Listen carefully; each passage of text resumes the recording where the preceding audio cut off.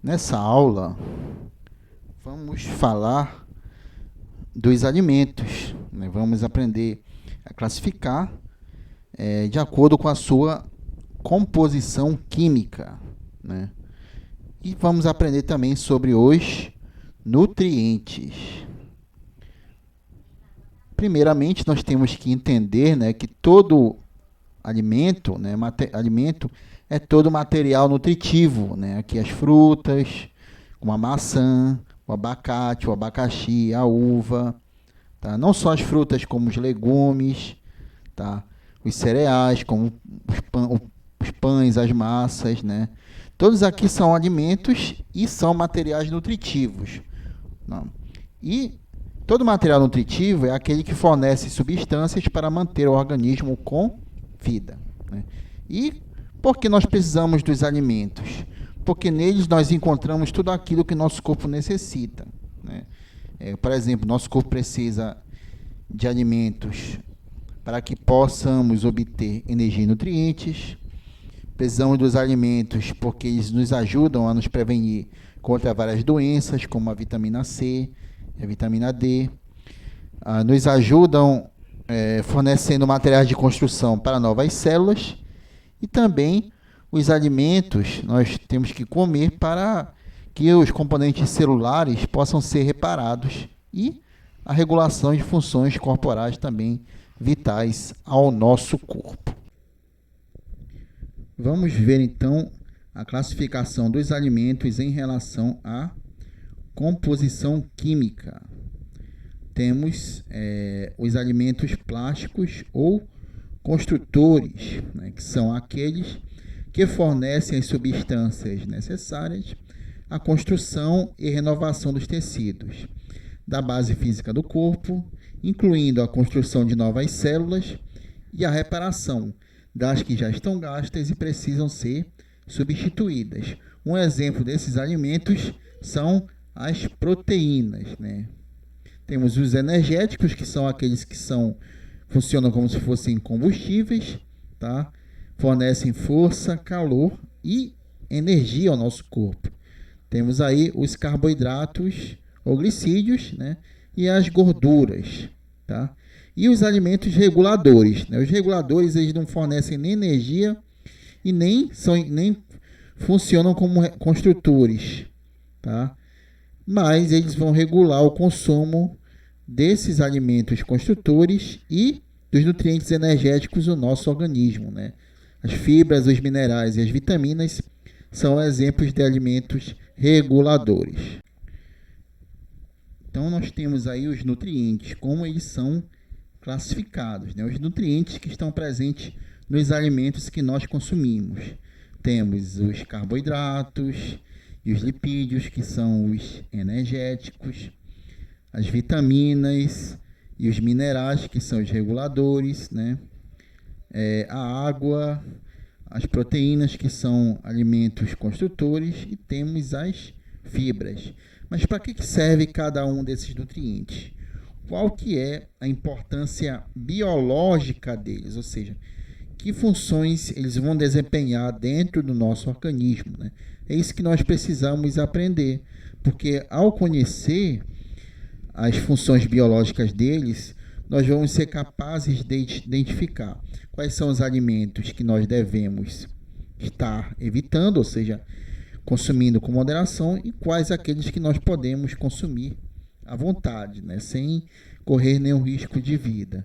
E conhecendo, então, a função deles e os alimentos onde eles são encontrados em maior quantidade, nós podemos, então, procurar ter formas de fazer uma alimentação equilibrada, balanceada e saudável. E aí nós temos as proteínas, que são nutrientes construtores, nutrientes plásticos ou construtores, tá? Porém, existem muitos tipos de proteína e cada uma realiza uma função específica, tá? Muitas delas participam da estrutura das células, né? Por quê? Porque uma célula, que é a unidade básica da vida, ela é formada por 3 partes básicas: a membrana, o citoplasma e o núcleo, Tá? E algumas células, como a eucariótica, possuem proteínas desde a membrana, desde as organelas do citoplasma até na membrana que envolve o núcleo. E aqui nós temos os principais exemplos de proteínas e as suas funções. Tá? Temos aí a queratina, que é uma proteína que ocorre na nossa pele, na nossa unha, nos fios de cabelo também. Se não fosse a queratina, nossa pele, ela seria igual a pele de um sapo. Como assim, né? Um sapo, né, você geralmente enxerga ele vivendo aonde? Perto de lagoas, tá? Porque ele tem que estar todo o tempo com a pele molhada. Porque se a pele dele não estiver molhada, tá? Ele, como não tem queratina, ele tende a perder água muito facilmente. Então ele tem que estar sempre de um local próximo da água para ficar com ela úmida, tá? E nós, como nós temos queratina na nossa pele, então nós não precisamos nos preocupar com isso. Nós podemos, inclusive, viver em lugares secos, ok? Temos aí a hemoglobina, que é uma proteína de transporte, né? A função dela é transportar o oxigênio, tá? Ela está presente nas hemácias, que são os glóbulos vermelhos do sangue, tá? E graças a essa proteína, as hemácias ou glóbulos vermelhos, elas conseguem transportar o oxigênio dos pulmões até os tecidos do corpo e conseguem trazer dos tecidos para o pulmão o gás carbônico que deve ser eliminado. Temos aí os anticorpos, que são proteínas de defesa, tá? São proteínas que neutralizam a ação de micro-organismos patogênicos, tá? Graças a ele, aos anticorpos, né? Geralmente a gente pega uma doença que a gente já pegou antes, se a gente pegar ela de novo, né? Se a gente tiver anticorpos contra o mesmo micro-organismo, né? Nós não vamos sofrer com a doença como quando a gente pegou a primeira vez, porque os anticorpos, né, que fazem parte do nosso sistema imunológico, que nos protege de doenças, tá? Eles são avisados quando o micro-organismo que entrou pela primeira vez, né, se entrar um da mesma espécie, né, um parecido, né, para ativar, para que eles possam funcionar. E esses são proteínas presentes nos glóbulos brancos do sangue. E temos aí a miosina, que é uma proteína de função contrátil. Se é contrátil, ela está presente nas células musculares ou fibras musculares, que são células que são capazes de contrair e de relaxar e que ajudam, por exemplo, no movimento do nosso corpo, tá? Os alimentos ricos em proteínas podem ser tanto de origem animal e vegetal, tá? E molecularmente, as proteínas são formadas por unidades menores, que são os aminoácidos, né? Quando comemos uma carne, seja ela branca, vermelha, tomamos leite, comemos ovos, principalmente a clara do ovo e a soja, nós vamos fornecer para o nosso corpo aminoácidos, tá?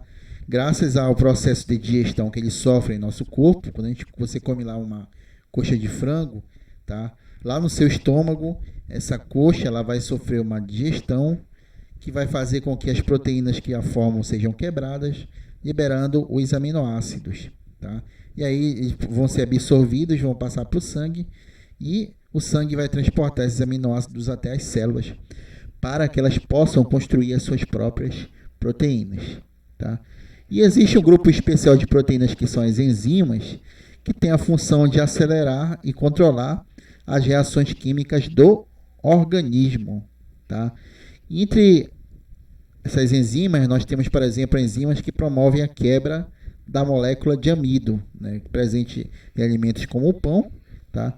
E graças a essas enzimas, esse amido é quebrado em partes menores. E tem também as enzimas que digerem também proteínas, modificando-as para aminoácidos.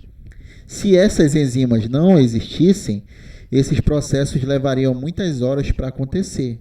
E aí, com isso, as células iam ficar sem nutrientes e elas iriam, então, morrer, tá? Aí, outro nutriente, esse aí já é do grupo dos energéticos, uma vez que a sua principal função, né, os carboidratos, tem a principal função de fornecer energia para o funcionamento das células, né? E alguns, como o amido, eles não podem entrar nas células devido ao seu grande tamanho das suas moléculas. E, assim como as proteínas têm que ser quebradas em partes menores, que são os aminoácidos, os carboidratos precisam ser digeridos, ou seja, transformados, né, os complexos, transformando-os em carboidratos mais simples, para que as suas moléculas possam atravessar a parede do intestino, que é um órgão do sistema digestivo, circular no sangue e entrar nas células. E quando nós praticamos uma atividade física intensa, como andar de bicicleta, jogar tênis, jogar bola, nadar, né? Nós precisamos de muitos carboidratos, porque eles vão fornecer energia para que as células possam, então, gerar energia para que nós possamos ter estas atividades. Em relação à estrutura química dos carboidratos, né, eles podem ser classificados em monossacarídeos, que são carboidratos simples, formados por moléculas pequenas, de 3 até 6 átomos de carbono. Temos aí como exemplo, né, os principais, a glicose, que é a utilizada pelas células para gerar energia, tá? Todos os carboidratos complexos que têm glicose na sua constituição, eles são decompostos até se transformar nesse carboidrato monossacarídeo, através da digestão.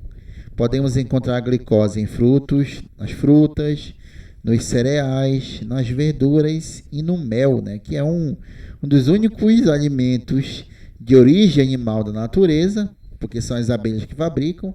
Então, é um dos únicos alimentos de origem animal da natureza que nós encontramos carboidrato, que é a glicose, tá? E quando ela chega às células, ela vai ser usada para liberar a energia necessária para o funcionamento do nosso corpo, através ou da fermentação ou então da respiração celular aeróbia, que utiliza oxigênio. E além da glicose, nós temos a frutose, que é um dos açúcares encontrados nos frutos, né? Então a banana é doce, a melancia é doce, o abacaxi é doce, tá? A tangerina é doce por causa da frutose, que é o açúcar presente dentro delas, tá? Temos aí outro tipo de carboidrato, que são os disacarídeos, né? Di quer dizer dois, ou seja, eles são compostos por 2 moléculas de carboidratos, como por exemplo a sacarose, que é o açúcar que vem da cana de açúcar, tá? Que caldo de cana que você toma é formado de sacarose, tá? Mas o açúcar que nós compramos no supermercado para colocar no suco, no café, tá? Ele é a sacarose. A sacarose é composto de glicose e frutose. E a lactose, que é composta de galactose e glicose, né? A lactose é o açúcar do leite e dos seus derivados, como, por exemplo, queijo e o iogurte, tá? Aí você tem carboidratos polissacarídeos, né? Poli quer dizer vários, né? Eles são formados por várias moléculas de carboidratos unidas. E aí, como exemplo, nós temos a celulose, que é um carboidrato polissacarídeo de origem vegetal, tá? Constituinte da parede celular das células vegetais, formando as fibras vegetais, né? A celulose, ela não é digerida pelo nosso organismo, porque, diferentemente de um cupim, do boi, da vaca, nós não possuímos em nosso estômago enzimas ou bactérias contendo enzimas que vão ajudar a degradar a celulose. Porém, ela é importante para a alimentação, né? A gente come lá folha, né? Alface, couve-flor, por exemplo, porque ela vai fornecer fibras que facilitam o funcionamento do nosso intestino, tá? Temos aí o amido, que é um material de reserva energética dos vegetais e armazenado nas raízes, né? Nós encontramos eles na batata, no milho, né? Que o xarope de milho, ele é usado para adoçar refrigerante, né? Ele é rico em amido, ele é doce, né? E também encontramos ele em grande parte das hortaliças e nos alimentos elaborados com grãos de trigo, como pão, massa e o macarrão, né? O arroz e o feijão também são ricos em amido, tá? Ele é o material de reserva dos vegetais. Por que material de reserva? Porque o vegetal produz glicose, um monocarboidrato monossacarídeo durante o dia, graças à fotossíntese, né? Graças à luz do sol. Bastante vegetal consegue produzir bastante glicose, porém sem luz do sol, né, à noite ele não consegue produzir glicose. Então a glicose que ele produziu durante o dia, ele vai armazenar, vai unir elas formando o amido. Por que material de reserva então? Porque ela vai estocar esse amido para gerar energia durante a noite, já que ela não está produzindo glicose porque não tem luz solar. Tá? E temos o glicogênio, que é o nosso material de reserva. Por que nosso? Porque nós somos animais, né? Também presente nos fungos, também presente nos invertebrados, tá? Ele é um material de reserva animal, tá? Apesar de nós não conseguirmos produzir glicose, porque nós não fazemos fotossíntese, mas quando comemos lá uma batata, o arroz, né, o macarrão, tá?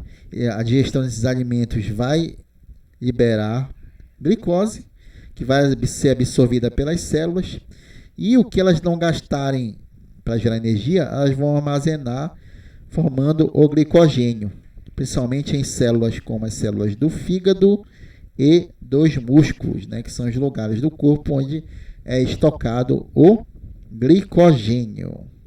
Okay? Temos aí um outro nutriente, que também é energético, né, que são os lipídios, né, mais conhecidos como os óleos e as gorduras. Tá? Mas existem outros, como os que fazem parte da composição química das membranas celulares, no caso, falando aí dos fosfolipídios. Tá? Os óleos e as gorduras são nutrientes com função energética, ou seja, são como se fosse um combustível. Tá? São moléculas grandes, não se dissolvem na água porque não possuem polaridade e que precisam ser digeridas para ser absorvidas pelas células. Né? Então, se como nós temos enzimas que degradam proteínas para gerar aminoácido, temos enzimas que degradam amido para gerar glicose, temos também enzimas que degradam gordura, óleo para gerar ácido graxo, né? Que é o que a célula usa para fabricar lipídio. Tá? E as plantas e os animais geralmente armazenam lipídios como reserva de energia. Posso citar, por exemplo, o buriti, tá? E posso citar o nosso corpo lá, né? Quando a pessoa é gordinha, é porque ela tem bastante tecido adiposo, ela armazena bastante gordura, tá? Alimentos ricos em gorduras, como queijo amarelo, tá? Como mussarela, carnes gordas, como essa aqui, suculenta, uma delícia. Tá? A gordura parece que ela dá um sabor melhor aos alimentos. E as frituras, né? Tá? Apesar de ser gostoso, queijo, carne gorda, mas esses alimentos têm que ser consumidos com moderação, né? Porque o excesso de gordura, como os lipídios, eles possuem o dobro das calorias, o dobro, né, da energia do que os carboidratos possuem. Então, aquilo que não for gasto de energia, esse lipídio, ele vai ser acumulado no nosso corpo, tá? Através de um tecido chamado de tecido adiposo. Quanto mais tecido adiposo a gente tiver, maior vai ser o nosso peso na balança, maior será a nossa massa, tá?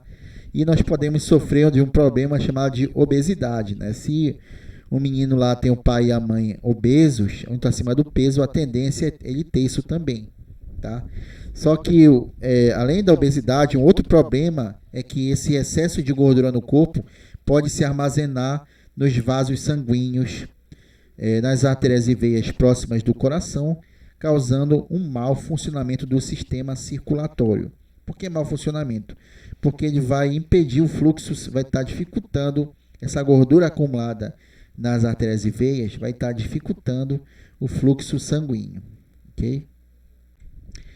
Em relação à água, tá?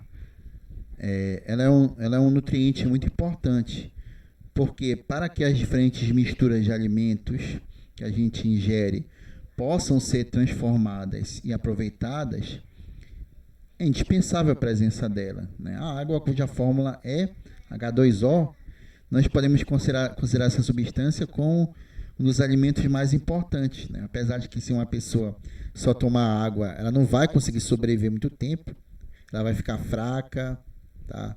Não adianta tomar só água, mas ela é um dos mais importantes, pois a vida das células depende da água, né? Cerca de 75% de uma célula é composta por água, né? O volume da célula, a maior parte é água, tá? E sem água líquida não há vida, tá? Basta lembrar, né, que 65% da nossa massa corpórea, não só da célula, mas do nosso corpo inteiro, é constituída por essa substância, tá? E a água que entra e sai das células e também está presente nos vasos sanguíneos, inclusive nos tecidos de sustentação do organismo, ou seja, até nos nossos ossos nós encontramos água, tá? Apesar de que nos ossos, né, o percentual de água é menos da metade do que em células como as fibras musculares e os neurônios. E, além disso, a água dos alimentos, né, quando você come lá um mamão, uma laranja, um abacaxi, né, um morango, um tomate, um alface, né, você está consumindo também água, né? Ou seja, quando você come frutas e vegetais, né, a maioria deles também ajuda você a hidratar o seu corpo, né? E esse percentual de água nos alimentos tende a variar bastante, ok? Nós temos também como nutrientes as fibras, tá? Aí na imagem, no slide, você tem um mamão, você tem grãos, você tem cenoura, repolho, pepino, tá? Berinjela. Esses são alimentos, exemplos, não são só esses, né? Mas são exemplos de alimentos que contêm muita fibra. E qual a importância das fibras para o nosso corpo, tá? Eles são importantes para regular, para fazer com que nosso intestino possa funcionar muito bem. Vocês já ouviram falar que uma pessoa, por exemplo, que está com dificuldade para defecar, né, para evacuar, uma pessoa que tem dificuldade, que está com prisão de ventre, né, a pessoa come um mamão, tá? Aí isso vai ajudar ela a defecar, né? E se ela está com o intestino preso, né, como se fosse liberar as fezes, né? Por quê? Porque esses alimentos eles vão regular o nosso intestino, né? Então, estes também são nutrientes que são muito importantes, porque eles vão também, as fibras, auxiliar, facilitar o processo de absorção dos nutrientes dos alimentos. Daí porque frutas, vegetais devem fazer parte da nossa alimentação diariamente, né? Em vez de comer lá um bolo como sobremesa, você vai lá e come uma fruta. Em vez de tomar um suco, né? Porque você não come a fruta, né? Então, em vez de colocar só farinha e arroz no prato, porque não põe lá, não faz uma saladinha também, né? Então, as fibras são muito importantes para a nossa saúde, para a saúde do nosso sistema digestório também. E aí, falando dos sais minerais, que é um outro tipo de substância química, né? A gente viu as funções da água, as propriedades dela. Agora vamos ver os minerais, né? Também são substâncias inorgânicas, ou seja, substâncias que não são produzidas pelos seres vivos, mas que são muito importantes para o bom funcionamento do nosso organismo, né? Sendo que a falta deles pode trazer muitos problemas à saúde e até mesmo causar a morte.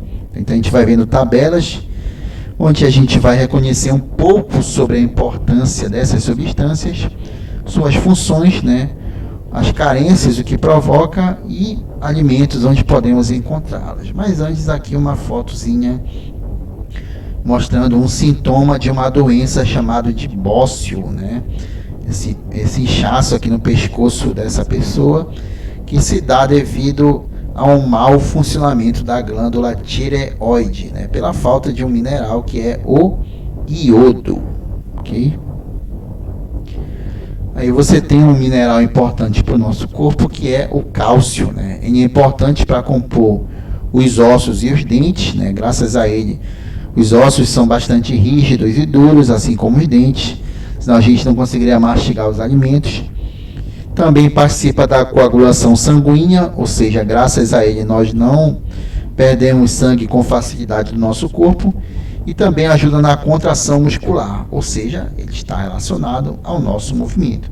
Se a gente consegue correr, movimentar a mão, piscar, tudo isso depende dos nossos músculos contraírem. E os músculos contraírem, por sua vez, depende do cálcio. Tá? A sua falta no corpo, ou seja, a sua carência, ela pode provocar deformações ósseas e enfraquecimento dos dentes. E dentre os principais alimentos que contêm cálcio, podemos encontrar vegetais verdes como o brócolis e o espinafre, tá? E o leite e seus derivados, como o queijo e o iogurte, são alimentos ricos em cálcio. Você tem o fósforo, também participa da formação de ossos e dentes como cálcio, porém o fósforo é componente dos ácidos nucleicos, do DNA e do RNA.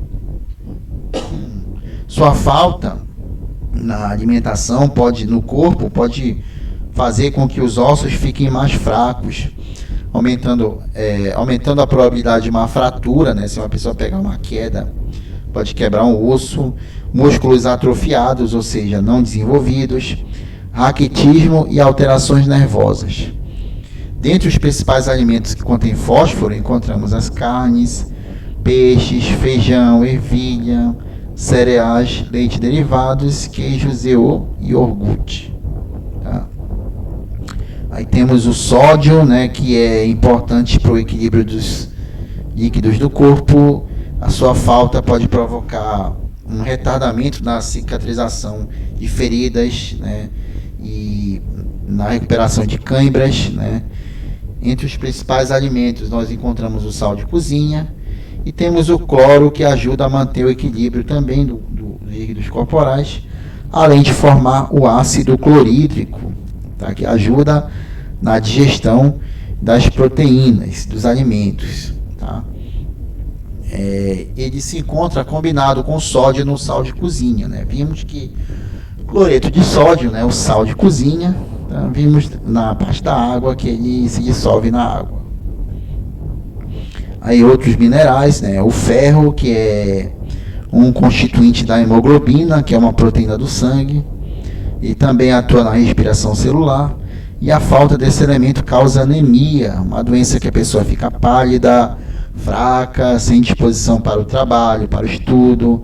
A pessoa com anemia não consegue correr, porque apesar dela respirar, tá, oxigênio, tá, mas devido à falta de ferro, esse oxigênio não é transportado para o sangue e as células recebem pouco oxigênio.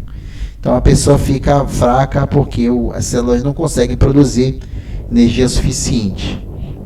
Entre os principais alimentos nós temos o fígado, a gema de ovo, legumes e vegetais verdes, né? Vimos agora o iodo, né, que pode, a sua falta no corpo, que é um componente de alguns hormônios, tá? A sua falta pode provocar cansaço, obesidade, né, acúmulo de gordura grande no corpo, né? O bócio, né, conhecido como papeira, podemos encontrá-lo nos frutos do mar, no sal iodado, nos peixes e em muitas cidades, né, colocado na água, onde tem estação de tratamento completa, colocado iodo na água. Mas nós podemos ter iodo também para os nossos dentes ao escovarmos o dente, tá bom? Assim como o flúor, tá? Que também é importante na formação de ossos e dentes, ok? Então foram isso que eu tinha que explicar aí sobre os minerais, né? Sobre as substâncias inorgânicas, né? Ok? Temos que falar também das vitaminas, que são nutrientes necessários em pequeníssimas quantidades. Eles são importantes para o funcionamento das células e dos tecidos, porque as vitaminas atuam como coenzimas, ou seja, elas participam de diversas reações químicas, tornam elas não só possível, como aceleram elas também, tá? As vitaminas elas devem ser consumidas diariamente, Porém, vale ressaltar que a falta da vitamina na alimentação pode causar doenças conhecidas como avitaminoses, como, por exemplo, a cegueira noturna, o escorbuto e o excesso, né, quando você consome muita vitamina, tá? Isso pode levar a uma hipervitaminose. Por exemplo, uma pessoa que ingere muita vitamina C, tá? Ela pode ter dor de barriga, diarreia, tá? Então deve haver um equilíbrio no consumo de vitaminas, tá? E conforme se dissolvem em água ou gordura, elas são classificadas em hidrossolúveis e lipossolúveis. Lipo vem de lipídio, ou seja, se dissolve em gordura, e hidro, água, ou seja, se dissolve em água. A vitamina C e as do complexo B são hidrossolúveis e lipossolúveis são as vitaminas A, D, E e a vitamina K. Tá?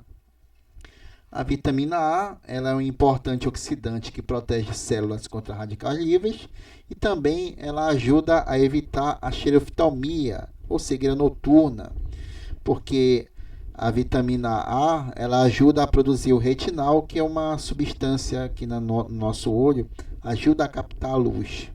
Tá? As principais fontes de vitamina A, nós temos frutas e vegetais de cor forte, né, como a cenoura, a abóbora, o espinafre, e gorduras amarelas de alimentos como fígado, ovos e leite. Tá? Essa cegueira noturna, por exemplo, ela pode atrapalhar os caminhoneiros durante a noite, porque com essa doença faz com que eles tenham uma vista turva, tá? E isso pode levar a provocar um seríssimo acidente. Então, por isso que dizem que a cenoura é boa para a vista, porque a cor forte da cenoura mostra que ela é rica em vitamina A. Temos aí a vitamina K, que ela ajuda, por exemplo, né, graças a essa vitamina, ela ajuda na coagulação do sangue, né? E graças a essa vitamina, se você sofrer um cortezinho, um ferimento pequeno, como quando você vai tomar injeção, né, você não perde todo o sangue do seu corpo, porque a sua coagulação no seu sangue está funcionando corretamente. Ela também está envolvida na construção dos ossos, que ajudam na sustentação do nosso corpo, né? Vegetais verdes como folhas e legumes, tá? Couve, brócolis e salsa são exemplo de alimentos que são ricos em vitamina K. Temos aí a vitamina D, que ela pode ser produzida com a ajuda dos raios solares, ou seja, basta você tomar sol durante algumas horas da manhã, de preferência um sol de manhã cedo, que não contém muita UV, radiação ultravioleta, né? E também ajuda a produzir insulina e a manter o sistema imunológico, né? Também ajuda na absorção de cálcio para os ossos e dentes, tá? Podemos encontrar a vitamina D em peixes gordos, né, como o atum e o salmão.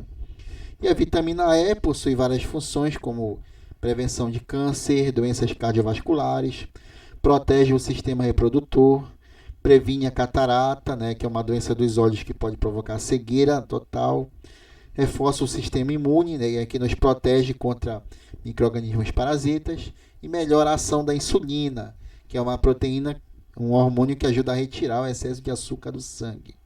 Podemos encontrar a vitamina E nos óleos vegetais, como de amendoim, tá, nas sementes de girassol, amêndoas e vegetais de folha verde escuras.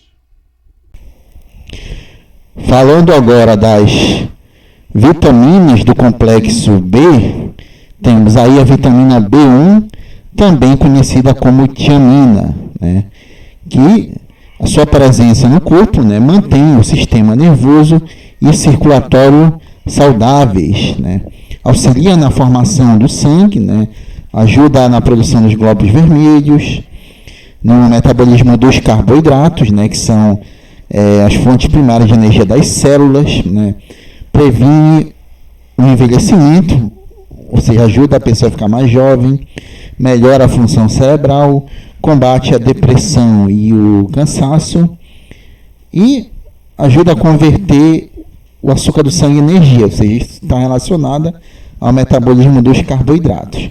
Suas principais fontes são os vegetais de folhas, como espinafre, a berinjela, os cogumelos, grãos de cereais integrais, né, feijão, nozes, né, e também está presente em alimentos de origem animal, o atum, que é um peixe, a carne bovina e das aves.